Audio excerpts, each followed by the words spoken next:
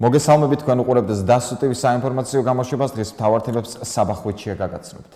საქართველოს პრემიერ-მინისტრი მამუკა ბახტაძე ნატოს გენერალურ მდივანი იენს სტოლტენბერგთან და საქართველოს თავდაცვის მინისტრ ლევან იზორიასთან ერთად ნატოს საქართველოს სწავლება 2019-ის მიმდინარეობაზე გაეცნო. მთავრობის მეთაური და ნატოს გენერალური მდივანი ნატოს საქართველოს წვრთნისა და შეფასების ერთობლივ ცენტრში იმყოფებოდნენ, სადაც საქართველოს თავდაცვის ძალების მეთაურის პირველი მოადგილის პოლკოვნიკ ნიკოლოზ ჭანჭღავაზგან სწავლების მიმდინარეობის შესახებ დეტალური ინფორმაცია მიიღეს. პრემიერ-მინისტრი და ნატოს გენერალური მდივანი მრავალფეროვნულ ბრიგადას ესტუმნენ, სადაც სასწავლო აუდიტორიის დანიშნულებისა და მიზნების შესახებ გაცნობიტი ბრიფინგი მოისმინეს. შეხვდნენ საერთაშორისო მისიებში დაჭრილ და დაშავებულ სამხედრო მოსამსახურეებს და მათ თავდადებისთვის მადლობა გადაუხადეს. ნატოს გენერალური მდივანი საქართველოში ორდღიანი ვიზიტით იმყოფებოდა. ვიზიტის ფარგლებში იენს სტოლტენბერგმა შეხვედრები გამართა საქართველოს პრემიერ-მინისტრთან, პრეზიდენტთან და პარლამენტის თავმჯდომარესთან. ნატოს გენდივანმა საქართველოს გუშინ დატოვა. Ფიქრობ, რომ იყო უაღრესად საჭირო სასარგებლო ვიზიტი დროის თვალსაზრისით გზავნილების კუთხით, რომელიც გენერალურმა მდივანმა გააჟღერა. ძალიან პოზიტიურად იყო შეფასებული ყველა ის რეფორმა, რომელსაც საქართველოს ახორციელებს როგორც თავდაცვის სფეროში, ისე პოლიტიკური და ეკონომიკური განვითარების კუთხით, დემოკრატიული ინსტიტუტების გაძლიერების თვალსაზრისით. ჩვენ გვაქვს ძალიან სერიოზული მხარდაჭერა ნატოს პარტნიორი ქვეყნების მხრიდან, რაც გაჟღერდა გენერალური მდივნის ვიზიტის დროს, რომ საქართველოს აუცილებლად გახდება ნატოს წევრი, კიდევ ერთხელ დადასტურება იყო იმ გზავნილის, რომელიც არის ასახული ნატოს ბოლო სამიტის გადაწყვეტილებაში. ასევე ვისაუბრეთ ყველა ძირითად საკითხზე, მათ შორის რეგიონში შექმნილ უსაფრთხოების სიტუაციასთან მიმართებაში, ასევე შავი ზღვის უსაფრთხოების საკითხებზე. ეს თემა იქნება უახლოესი დღეების განმავლობაში საქართველოს ნატოს ურთიერთობის დღის წესრიგის ერთ-ერთი მთავარი მიმართულება. მოგეხსენებათ, მე ზეგმექნება ბრიუსელში ნატო საქართველოს საბჭოს ფარგლებში, ცალკე საქართველოს იქნება მსჯელობა სუსტად შავი ზღვის უსაფრთხოების კონტექსტში. ეს თემა არის საქართველოს ნატოს დღის წესრიგის ერთ-ერთი მთავარი პრიორიტეტი. შავი ზღვა არის თავად მოქცეული ნატოს მთავარ აქცენტებში და ფოკუსში და საქართველოს როგორც ამ რეგიონის ერთ-ერთი მნიშვნელოვანი ქვეყანა და პარტნიორი არის უაღრესად მნიშვნელოვანი საქართველოსთვის. თავად ის წვრთნები, რომელიც პირველად ჩატარდა წვრთნისა და შეფასების მისიის ცენტრის ეგიდით, ესეც უაღრესად მნიშვნელოვანი და უპრეცედენტო იყო. მსგავსი სახის წვრთნები საქართველოში ნატოს ეგიდით არ ჩატარებულა და რაც ძალიან მნიშვნელოვანი აღინიშნოს, რომ ეს ვიზიტი და მთლიანად ნატო-საქართველოს ურთიერთობის დღის წესრიგი ამ დღეების განმავლობაში უნდა იყოს აღქმული, ასევე მოახლოებული ნატოს მინისტერიალის ფარგლებში და გენერალური მდივნის მხრიდან გაჟღერებული გზავნილი, რომ საქართველოს არის ნატოს დღის წესრიგში ძალიან მაღალ ადგილას პოლიტიკურ დღის წესრიგში, მიანიშნებს იმაზე, რომ ნატოს ღია-კარის პოლიტიკა არის უაღრესად მნიშვნელოვანი. ღია-კარის პოლიტიკაზე იქნება საუბარი უახლოესი დღეების განმავლობაში და ეს არის კიდევ ერთი მნიშვნელოვანი პერსპექტივა ჩვენი ნატოში საბოლოო ინტეგრაციის კუთხით.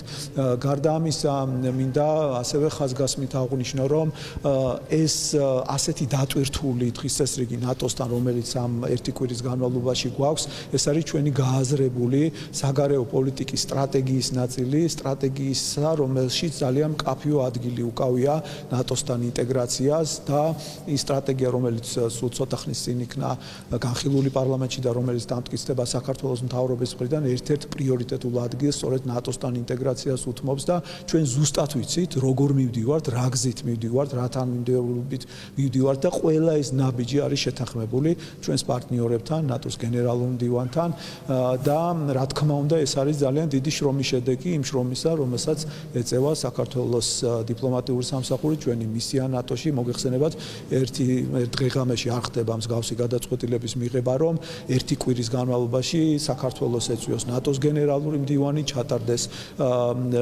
სამხედრო კომიტეტის ხდომა, გაიმართოს ცალკე ნატო-საქართველოს საბჭოს ფარგლებში შავი ზღვის საკითხებზე დისკუსია და ასევე ჩვენ წელს კიდევ ველით, რომ საქართველოში იქნება ნატო-საქართველოს კომისიის ხდომა, სადღაც წლის მეორე ნახევარში, ანუ მთლიანი პაკეტი იკვრება ყველა იმ ძირითადი მიმართულებისა, რაც ჩვენ ნატოსთან გვაქვს და ამ ხრივ ეს ვიზიტი მართლაც იყო უაღრესად მნიშვნელოვანი. პრემიერ-მინისტრის ხელმძღვანელობით სექტორთა შორის საკოორდინაციო საბჭოს ხდომა გაიმართა, რომლის მთავარი თემა ბავშვთა სიტყვის მონიტორინგი და წყლის ხარისხის წარმოდგენა იყო. როგორც მთავრობის მეთაურმა საბჭოს ხდომაზე აღნიშნა, საქართველოში ჯერ კიდევ არის რეგიონები, სადაც ეკოლოგიის თვალსაზრისით მნიშვნელოვანი გამოწვევები რჩება. საკოორდინაციო საბჭო გარემოს დაცვის მიმართულებით 2018-2022 წლების გარემოსა და ჯანმრთელობის ეროვნული სამოქმედო გეგმის ფარგლებში ფუნქციონირებს და მას პრემიერ-მინისტრი ხელმძღვანელობს. სექტორთა შორის კოორდინაციის საბჭოს ხდომას ინფრასტრუქტურის, ჯანდაცვისა და სოფლის მეურნეობის მინისტრები, ასევე დაავადებათა კონტროლის ეროვნული ცენტრის ხელმძღვანელი ესწრებოდნენ. სამწუხაროდ ჯერ კიდევ საქართველოში გვაქვს რეგიონები, სადაც ეკოლოგიის თვალსაზრისით რჩება მნიშვნელოვანი გამოწვევები და შესაბამისად ამ თვალსაზრისით საკოორდინაციო საბჭოს შემავალ წლებს უკვე ჰქონდათ დავალება მიცემული, რომ შეესწავლათ წყლის ხარისხის მდგომარეობა საქართველოს მთელი მასშტაბით. გამოიკვეთა, რომ ჩვენს მიერ განხორციელებული ინვესტიციების შედეგად ჩვენ გვაქვს გაუმჯობესებები გარკვეულ ქალაქებში, თუმცა წყლის ხარისხის შეუსაბამობა ზოგადად მაინც რჩება მნიშვნელოვან გამოწვევად და შესაბამისად ეს ჩვენი მხრიდანაც მოითხოვს უფრო აქტიური ნაბიჯების გადადგმას. და მეორე საკითხი, რომელზეც სურს დღეს ვიმსჯელო და თქვენი ყურადღება გავამახვილო, ეს ეხება ბავშვთა სისხლში მონიტორინგს, ტყვის მოცულობის მონიტორინგს და ეს ზოგადად არის ერთ-ერთი ყველაზე მტკივნეული გამოწვევა დღეს თანამედროვე სამყაროსთვის და შესაბამისი პრევენციული ღონისძიებების განსაზღვრა, დაგეგმა და მათი იმპლემენტაცია არის საერთოდ მნიშვნელოვანი. მე ვიცი, რომ ამ მიმართულებით არაერთი ღონისძიება ჩატარდა, განხორციელდა სხვადასხვა საერთაშორისო პროექტები, ბუნებრივია აქ ჩვენ აქცენტი უნდა გავაკეთოთ მსოფლიო ჯანდაცვის ორგანიზაციის რეკომენდაციებზე და გამოვიყენოთ საუკეთესო გამოცდილება.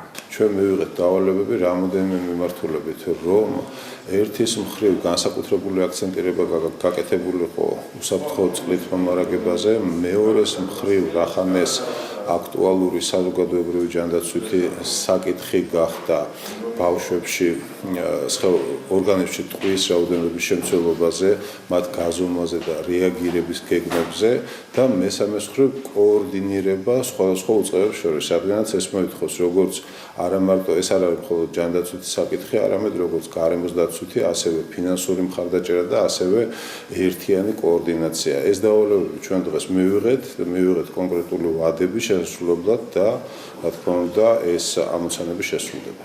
წყლის სისტემასთან დაკავშირებით იცით, რომ სამწუხაროდ ბევრი გამოწვევა გვაქვს ჯერ კიდევ და ასევე მოგეხსენებათ, რომ ამ მიმართულებით საკმაოდ ინტენსიური სამუშაოები მიმდინარეობს ყველა რეგიონში.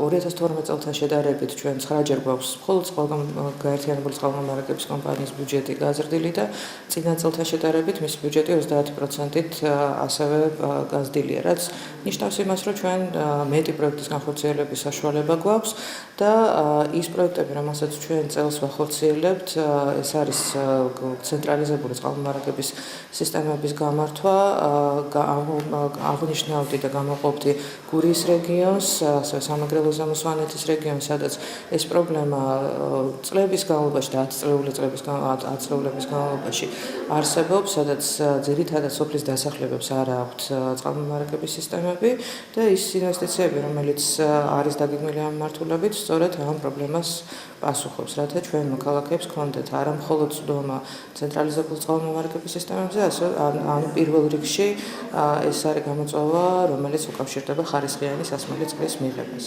ეკოლოგიური სისუფთავის შენარჩუნება ჩვენი მთავრობის ძალიან დიდი პრიორიტეტია. შესაბამისად, მუდმივი მონიტორინგი არის ჩვენი სამინისტროს ამოცანა. ამაზე პრემიერ-მინისტრმა პერიოდულად ჩვენ გვაქვს შეხვედრები იმის, რომ კოორდინირებული იყოს მუშაობა სხვადასხვა უწყების და მუდმივად გქონდეს ინფორმაცია, განახლებული ინფორმაცია დაბინძურების წყაროების შესახებ, რათა მაქსიმალურად შევამციროთ დაბინძურების რისკი. სხვადასხვა მიმართულებით ეს უკავშირდება როგორც ნიადაგს, ისე წყალს, ისე ჰაერს. ამავე დროს საუბარი იყო მათ შორის წყლის ჰაერზე და სურსათის კუთხით, სურსათის ეროვნული სააგენტო პერიოდულ მონიტორინგს აკეთებს იმის, რომ ჩვენ ტენდენციას დავაკვირდეთ, საკმაოდ ბევრი ანალიზი კეთდება წლის განმავლობაში და ამ კუთხითაც ინფრასტრუქტურის სამინისტროსთან მჭიდრო თანამშრომლობით ჩვენ წლიდან წლამდე გვაქვს გაუმჯობესი. ქართული ოცნების პოლიტიკური მდივანი ირაკლი ღარიბაშვილი საქართველოში ევროკავშირის ელჩ-კარლ ჰარცელს შეხვდა. შეხვედრაზე საქართველოს ევროკავშირის შორის თანამშრომლობაზე, სამომავლო პერსპექტივებსა და ქვეყანაში მიმდინარე პოლიტიკურ პროცესებზე ისაუბრეს. ქართული ოცნების პოლიტიკური მდივანი საქართველოში აკრედიტირებული დიპლომატიური კორპუსისა და საერთაშორისო ორგანიზაციების წარმომადგენლებთან შეხვედრებს მართავს. ირაკლი ღარიბაშვილი უკვე შეხვდა სხვადასხვა ქვეყნის დიპლომატიური წარმომადგენლების ხელმძღვანელებს. საქართველოს ოკუპირებული ტერიტორიებიდან დევნილთა შრომის ჯანმრთელობისა და სოციალური დაცვის სამინისტრო მცხეთაში ახალაშენებულ კორპუსებში ბინას 120 დევნილ ოჯახს გადასცემს. ახალშენებულ კორპუსებში საცხოვრებელი ფართის მიღების მოთხოვნით განაცხადი 184 იძულებით გადაადგილებულმა ოჯახმა შეავსოს. ის გამოქვეყნებიდან 15 სამუშაო დღის ვადაში დევნილ ოჯახებს შესაძლებლობა ეძლევა დამატებითი დოკუმენტაცია წარმოადგინონ, რამაც შესაძლოა გავლენა იქონეს მათთვის მინიჭებულ წინასწარ-ქულებზე. ბინების განაწილების პროცესი გამჭვირვალედ წარიმართება და მასში ჩართულები იქნებიან სახალხო დამცველის აპარატის საერთაშორისო და ადგილობრივი არასამთავრობო ორგანიზაციების წარმომადგენლები. ნებისმიერ დაინტერესებულ პირს, ვინც გამოქვეყნებულ სიაში აღმოაჩენს რაიმე სახის უზუსტობას, შეუძლია აღნიშნულის თაობაზე მიმართოს სამინისტროს, რომელიც თავის მხრივ მზადყოფნას გამოთქვას კონფიდენციალურობის სრული დაცვით გადაამოწმოს მოწოდებული ინფორმაცია. პარლამენტის ბიუროს ხტომაზე 2-დან 5 აპრილის ჩათვლით პლენარული ხტომის დღის წესრიგი განისახვა, სადაც განსახილველ საკითხებს 2 კანონპროექტი დაემატა. ეს არის სახელმწიფო კომპენსაციისა და სახელმწიფო აკადემიური სტიპენდიის შესახებ და სახელმწიფო პენსიის შესახებ საქართველოს კანონში ცვლილებების შეტანის თაობაზე კანონპროექტები. ბიუროს წევრები ახალ საკანონმდებლო ინიციატივებს გასცნენ, რომელთა დაკავშირებით სავალდებულო და წამყვანი კომიტეტები განისაზღვრეს. ხტომაზე საორგანიზაციო საკითხების განხილეს პარლამენტის თავმჯდომარე ირაკლი კობახიძემ, კოლეგებს პარლამენტის წევრი ბექა ნასვლიშვილის მიმართ გააცნო, როგორც დამოუკიდებელი პარლამენტის წევრის აგრარულ საკითხთა კომიტეტიდან გასვლისა და ევროპასთან ინტეგრაციის კომიტეტში გაწევრიანების შესახებ. ბიუროს წევრებმა ასევე განხილეს პარლამენტის წევრის რუსლან პოღოსიანის მიმართვა ევროპასთან ინტეგრაციის კომიტეტიდან გასვლისა და აგრარულ საკითხთა კომიტეტში გაწევრიანების შესახებ. ირაკლი კობახიძემ ბიუროს წევრებს კიდევ რამდენიმე მიმართვა გააცნო, რომლის თანახმად რამაზ ნიკოლაიშვილი საგარეო ურთიერთობათა კომიტეტში, თამას ნავერიანი სპორტისა და ახალგაზრდულ საქმეთა კომიტეტში და მამუკა ჩიქოვანი რეგიონული პოლიტიკისა და თვითმმართველობის კომიტეტში გაწევრიანდება. მომავალ სასესიო კვირას პარლამენტში თავდაცვის მინისტრ ლევან იზორიას მოусმენენ. თავდაცვის მინისტრი პლენარულ ხტომაზე მინისტრის საათის ფორმატში მივა. ლევან იზორიას მოსმენა უკვე ასახულია. მომავალი სასესიო კვირის დღის წესრიგში მინისტრი პარლამენტს გაწეული მუშაობის შედეგებს წარუდგენს, რის შემდეგაც დეპუტატების კითხვებს უპასუხებს. საქართველოს შინაგან საქმეთა მინისტრი გიორგი გახარია გაეროსულ ტოლულთა უმაღლესი კომისიის ევროპის ოფისის დირექტორს პასკალ მოროს შეხვდა. შეხვედრას სამხრეთ კავკასიის რეგიონული ოფისის წარმომადგენლებიც დაესწრნენ. მხარეებმა საქართველოში არსებული საერთაშორისო დაცვის სისტემა განიხილეს, მათ შორის თავშესაფრის მინიჭების პროცედურა, არსებული საუკეთესო პრაქტიკები და საქართველოს გამოცდილება ამ კონტექსტში. პასკალ მორომ პოზიტიურად შეაფასა საქართველოში არსებული თავშესაფრის მინიჭების პროცედურა და საერთაშორისო დაცვის სისტემა. აღსანიშნავია, რომ საქართველოსა და გაეროს ტოლულთა უმაღლესი კომისრის ოფისს 2 წელზე მეტია სტრატეგიული პარტნიორობა აკავშირებთ. მათ შორისაა ტოლულთა და საქართველოს ოკუპირებული ტერიტორიებიდან დევნილთა საკითხების გლუკი. საქართველოს მთავრობის მიერ კონტროლირება ტერიტორიებზე ოპერირებს და წვდომა ოკუპირებულ რეგიონებზეც აქვს. ფინანსთა სამინისტროს საგამოძიებო სამსახურის თანამშრომლობა ქრთამის აღების ფაქტზე თბილისის მერიის ერთ-ერთი რაიონის გამგეობის სამხედრო განყოფილების უფროსი დააკავეს. როგორც ინტერპრეს ნიუს ფინანსთა სამინისტროს საგამოძიებო სამსახურიდან აცნობის გამოძიებით დადგინდა, რომ ბრალდებულმა უკანონო მატერიალური სარგებლის მიღების მიზნით სამსახურებრივი მდგომარეობის გამოყენებით და კანონის გვერდისავლით მოქალაქეს სამხედრო სავალდებულო სამსახურში გამოძახების გადავადებისთვის ქრთამის სახით მოსთხოვა და გამოართვა 700 ლარი. საქმეზე გამოძიება საქართველოს სისხლის სამართლის კოდექსის 338 მუხლის პირველი ნაწილით გრძელდება, რაც სასჯელის სახით ითვალისწინებს თავისუფლების აღკვეთას 6-დან 9 წლამდე ვადით. ხადას ხეობაში სმეტების ოჯახის 3 წევრის მკვლელობაში ბრალდებულ მალხაზ კობაურს ნაფიცმა მსაჯულებმა გამატყუნებელი ვერდიქტი გამოუტანეს. კობაური ნაფიცმა მსაჯულებმა წარდგენილ ყოლაბრალში ერთხმად დამნაშავე ეწრეს, მათ შორის გაუპატიურებაში. მსაჯულები სათათბირო ოთახში 4 საათი მსჯელობდნენ მალხაზ კობაურს ბრალი რამდენიმე მუხლით აქვს აყენებული, მათ შორის განზრახ მკვლელობა და გაუპატიურება. აღნიშნული დანაშაული 16-დან 20 წლამდიან უვადო პატიმრობას ითვალისწინებს. მალხაზ კობაურის ადვოკატის ალექსანდრე კობაიძის განცხადებით, ნაფიცი მსაჯულის მიერ მიღებული გადაწყვეტილება დაცვის მხარისთვის მოულოდნელი იყო ჩავდებულის. ადვოკატი ნაფიცი მსაჯულების მიღებულ გადაწყვეტილებას უკანონოს უწოდებს და აცხადებს, რომ საქმე შეიცავდა პროცესუალურ დარღვევებს, შესაბამისად დაცვის მხარე აპირებს მიღებული გადაწყვეტილება საკასაციო წესით სააპელაციო სასამართლოში გაასაჩივროს. შინაგან საქმეთა სამინისტრომ ქურდული სამყაროს წევრობისა და კანონიერი ქურდობისთვის მიმართვის ბრალდებით 3 პირი დააკავა ჩადენილი დანაშაული 3-დან 10 წლამდე ვადით თავისუფლების აღკვეთას ითვალისწინებს. გამოძიებით დადგინდა, რომ ერთ-ერთმა ბრალდებულმა, რომელიც კერძო კომპანიის მეწელია თავისივე ბიზნეს პარტნიორთან აღნიშნული კომპანიის დირექტორთან წარმოქმნილი დავის გადაწყვეტის მიზნით დახმარებისთვის 2 ნაცნობ კრიმინალურ ავტორიტეტს მიმართა და კრიმინალური გავლენის გამოყენებით დავის მის სასარგებლო გადაწყვეტას თხოვა. გამოძიებამ ასევე დაადგინა, რომ აღნიშნული პირები შეხვდნენ ბრალდებულის ბიზნეს პარტნიორებსაც მას გაეცნეს საზღვარგარეთ მცხოვრები კანონიერი ქურდის მეტსახელად გლეხოვიჩის წარმომადგენლებად და კომპანიის მნიშვნელოვანი წილის დათმობა მოსთხოვეს. სამართალდამცველებმა სამივე ბრალდებული საკუთარ საცხოვრებელ სახლებში დააკავეს. შინაგან საქმეთა სამინისტრო საგზაო მოძრაობის უსაფრთხოების დაცვის მიზნით სიჩქარის მზომი ჭკვიანი კამერების მონტაჟს აგრძელებს. როგორც ინტერპრეტაციული შინაგან საქმეთა სამინისტრო და ნაცნობებს ამ ეტაპზე თბილისში არსებულ ვიდეო კამერებს კიდევ 16 ჭკვიანი ვიდეო კამერა დაემატა, რომელიც კამერიდან კამერამდე არსებულ სექციებს შორის ავტომობილის სიჩქარეს აკონტროლებს. ამ დროისთვის მთელი საქართველოს მასშტაბით მოქმედებს 2204 ვიდეო კამერა, მათ შორის 829 ნომრის ამომცნობი 1375 კი ზოგადი ხედვის კამერა. საშუალო სიჩქარის კონტროლის სექციებით გადაფარულია საავტომობილო გზების 422 კილომეტრი. ორთაჭალაში ავტოსადგურის მიმდებარე ტერიტორიაზე 4 ავტომობილი ერთმანეთს შეეჯახა. როგორც ინტერპრეს ნიუს თვითმხილველებმა განუცხადეს, ერთ-ერთი მძღოლის არასწორმა მანევრირებამ ავარიული სიტუაცია შექმნა, რის გამოც რამდენიმე ავტომობილი ერთმანეთს შეეჯახა. შემთხვევის შედეგად არავინ დაშავებულა, როგორც ინტერპრეს ნიუს შინაგან საქმეთა სამინისტროში განუცხადეს, გამომდინარე იქიდან, რომ ავარიის შედეგად არავინ დაშავებულა, ბრალეული მძღოლი ადმინისტრაციული კოდექსის საფუძველზე ფულადი ჯარიმით დაჯარიმდება. სოფლიოში მაღალ რეიტინგული სატელევიზიო შოუზე Grand Tour-ის მორიგი გადაცემა საქართველოსა და აზერბაიჯანს მიეძღვნა. ტელეშოუს წამყვანები ჯერემი კლარკსონი, რიჩარდ ჰემონდი და ჯეიმს მეი მორიგ ტურში შავი ზღვიდან კასპიის ზღვამდე იმყოფებოდნენ. წამყვანებმა ასტონ მარტინი, ბენტლი და BMW-ს ფირმის ავტომობილები გატესტეს. წამყვანებმა ავტომანქანების ტესტირება ჩქაროსნული მაგისტრალის ქობულეთის შემოვლითი გზის 18 კილომეტრიანი მონაკვეთზე გაიარეს.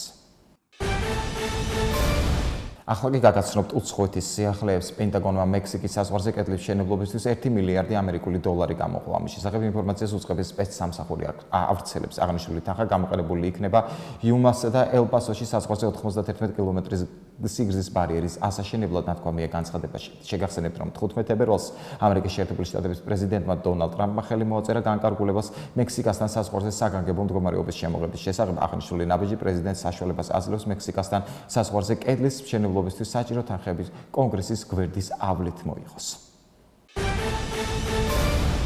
ღაზის სექტორიდან ისრაელის მიმართულებით განხორციელებული სარაკეტო დარტყმების შედეგად ისრაელის თავდაცვის არმიამ რადიკალური ისლამისტური მოძრაობა ჰამასის ობიექტების მიმართულებით ცეცხლი გახსნა. დოიჩე ველეს ინფორმაციით ამის შესახებ ისრაელის არმია ტვიტერის გვერდზე იუწყება გამოცემა თვითმხილველებზე დაყრდნობით მასშტაბურ აფეთქებების შესახებ წერს. ღაზის სექტორში საავადმყოფოები გაზლიერებული მზადყოფნის რეჟიმზეა გადასული. თავის მხრივ რადიკალური მოძრაობის წარმომადგენლებმა განაცხადეს, რომ დარტყმების შედეგად ღაზის სექტორის ჩრდილოეთ ნაწილში 2 საცვლელი ბანაკი დაიბომბა. ღაზის სექტორიდან ისრაელის მიმართულებით გამოშვებული რაკეტა ისრაელის ცენტრალურ ნაწილში საცხოვრებელ სახლს მოხვდა, რის შედეგადაც 7 ადამიანი საავადმყოფოში გადაიყვანეს.